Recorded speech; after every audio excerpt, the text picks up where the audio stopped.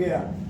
आइए बात समझना इधर हम लोग पढ़ रहे हैं सातवाहन वंश पहले हो चुका था, सातवाहन वंश का अंत भी हो चुका था। उसके बाद कौन सा वंश आया था? कुषाण वंश। कहाँ पे आए थे? मगध में। मगध मतलब जहाँ हम लोग रहते। बात समझ में आया? प्राचीन इतिहासों में इसका नाम बिहार नहीं मिलेगा, इसका नाम क्या मिलेगा? मगध मिलेगा। तो मगध के विषय में बताया जाता है कि यहाँ पे अनेकों वंश आए। पहले कौन आए थे? मौर्य वंश आए थे ना जी। उसके बाद है ना, उसके बाद कौन सा है ना? शिशुनाग वंश, और उसके बाद नंद वंश है ना। उसके बाद बहुत सारे वंश आए, ठीक है, सूर्य वंश, सारे प्रकार के वंश हैं। अभी हम लोग पढ़ने जा रहे हैं कुषाण वंश। कुषाण वंश कहता है कि चीन में महाद्वीपार बनाने के कारण उन्होंने अपने पड़ोसी कबीले यूची को पश्चिम की ओर खदेड़ दिया। मतलब चीन में महाद्वीपार बनाने के कारण उन्होंने, यानी कि चीन में हुनों का दबदबा का मतलब समझती है, उसका राज शासन चल रहा था। तो राज शासन जब हुनों का चीन में चल रहा था,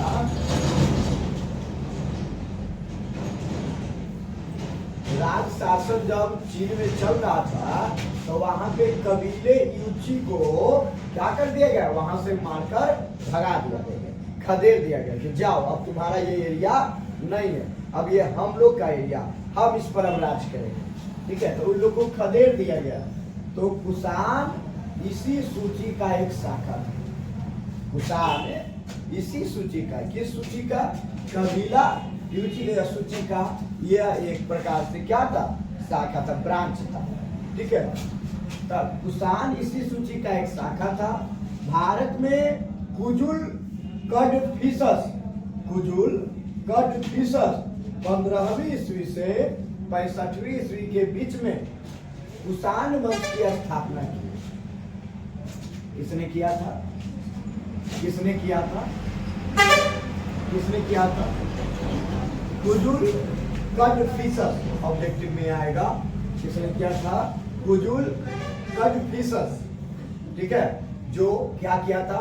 कुषाण वंश का स्थापना किया था। कहाँ? भारत। कहाँ स्थापना किया था? भारत में स्थापना किया था। कुषाण वंश का महानतम शासक कनिष्क था। कुषाण वंश का सबसे महानतम शासक कौन था?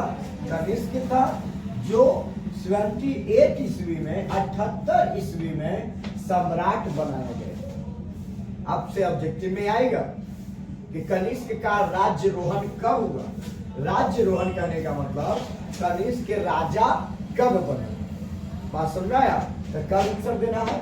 7800 ईस्वी में, ठीक है, यह राजा बना और इसका राज शासक 101 ईस्वी तक चला, ठीक है। इसमें ईसा पूर्व नहीं है, ईस्वी लगा हुआ। ईस्वी का मतलब है अब लगातार आगे बढ़ेगा। आया तुमने? तो यहाँ पे क्या हुआ कि 78 से लेकर 101 ईस्वी तक इसने शासन क्लियर है किया। कनिष्क ने चीन को विजित किया, है ना। कनिष्क ने चीन पर विजय प्राप्त किया। चीन पर क्या किया? विजय प्राप्त कर लिया और चीन को अपने कब्जे में ले लिया। चीन को अपने कब्जे में लेने के बाद चीन में अनेकों प्रकार के जो रेशम मार्ग था, मालूम है जी, रेशम वहीं से शुरू हुआ था। तो चीन में जो रेशम मार्ग है उस पर इसका अधिकार हो गया। अब कोई भी मलमल का या मखमल का कोई भी महंगी महंगी कपड़े या वस्तुएं बनाई जाती थी जो ऊनी का होता था, रेशम का होता था, उन सभी पर अधिकार किसका हो गया? है ना, कनिष्क का हो गया, है ना। कौन से किसका हो गया? कनिष्क का हो गया, कुषाण वंश का हो गया। आए बात सुन में। और वहां पे जो रेशम मार्ग थे उनके द्वारा, है ना, अनेकों जगहों पर क्या किया गया? आयात निर्यात किया गया। आयात निर्यात क्या किया गया? किया गया, ठीक है। मतलब रेशम मार्ग के द्वारा चीन से रेशम जाता था दूसरे देशों में, जैसे रोम में जाता था, रोम में बहुत जाता था। तो चीन के रेशम मार्ग से रेशा उठाता था और उसी मार्ग से रोम तक जाता था, पहुंचाता था। और वहां की लड़कियों को, युवतियों को ना बहुत ज्यादा मात्रा में चीन के मखमल वस्त्रों का उनको पसंद पड़ता था, पसंदीदा होता था। आए बात समझ में? जैसे आप लोग का अभी पसंदीदा सिल्क होता होगा, सिल्क साड़ियाँ, सिल्क कपड़े, है ना, थोड़ा चटकदार होना चाहिए, थोड़ा सा सुंदर होना चाहिए, दिखाई देना चाहिए, ब्राइटनेस होना चाहिए, है कि नहीं? तो उसी प्रकार से उनकी भी एक शौक थी, क्लियर है? और वह आयात निर्यात करवाता था। इसके लिए उसे 10 कितना, हाँ 10 करोड़ सेस्टर्स देता था। कितना देता था? 10 करोड़ सेस्टर्स। आए बस में, यानी कि कनिष्क को जब रेशम मार्ग के द्वारा अपनी वस्तुओं को दूसरे जगह पर भेजता था, तो उसकी अर्थव्यवस्था को चलाने के लिए, किसकी अर्थव्यवस्था को चलाने के लिए?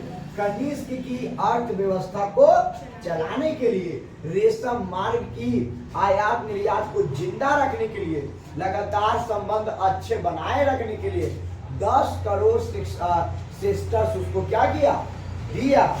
में जिससे कनिष्क का राज्यरोहण में, कनिष्क की अर्थव्यवस्था में काफी सुधार आया।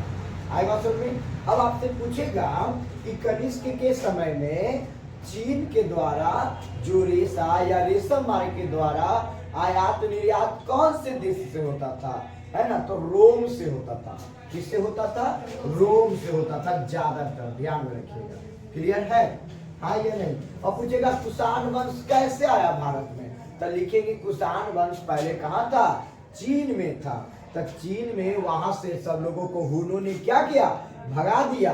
अब भगा देने के बाद वहां से आने वाले लोग यहाँ पे क्या कर लिए? उसी के ब्रांच में से एक शाखा थे कुषाण नाम का, और वही वो अपने वंश को यहाँ पे स्थापना किए। और यहाँ पे स्थापना करने वाले व्यक्ति का नाम क्या था? कुदुल कड़फिसस। आई बात सुन में, इन्होंने यहाँ स्थापना किया। और इसका सबसे महान शासक कनिष्क था, जिसका राजरोहण कब हुआ था? 78 यानी 7800 ईस्वी में इसकी क्या हो गई थी? राजरोहण हुआ था, यानी कि वह राजगद्दी पर बैठ गया। हाँ, समझ में आ गया? क्लियर आ गया समझ में? अब 101 ईस्वी तक इसने राज किया और चीन पर पूरी तरीका से अधिकार कर दिया। क्लियर है? हाँ या नहीं? अब चीन से रोम को आयात निर्यात करने के लिए कितना करोड़ दिया? 10 करोड़ सेस्टर्स दिया। क्लियर है यहाँ तक? अब कहता चीन से 2 राजकुमार भारत आए, जिन्होंने भारत में नाशपाती एवं आड़ू की खेती आरंभ किया।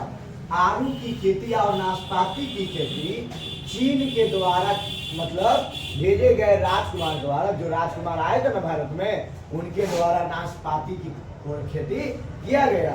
आए बात समझ में? पूछेगा कि नाशपाती कहाँ की फसल है? तो चीन की है, जो यहाँ पे लाई गई थी, है ना। इसके बाद कनिष्क ने अपने कश्मीर में कनिष्क नामक स्थान बसाया था। कनिष्कपुर नामक स्थान बसाया था। कहाँ? कश्मीर में। ठीक है। कुषाण वंश का अंत यहूदियों ने कर दिया, यानी यहूदियों ने भी कुषाण वंश को क्या कर दिया? समाप्त कर दिया। क्लियर हो गया? कुषाण वंश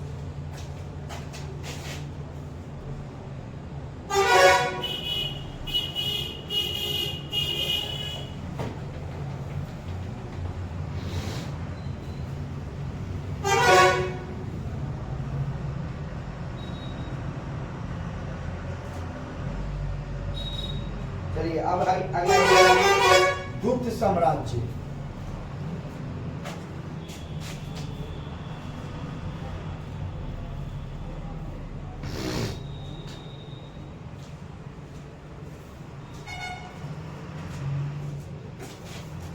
तो कर दें।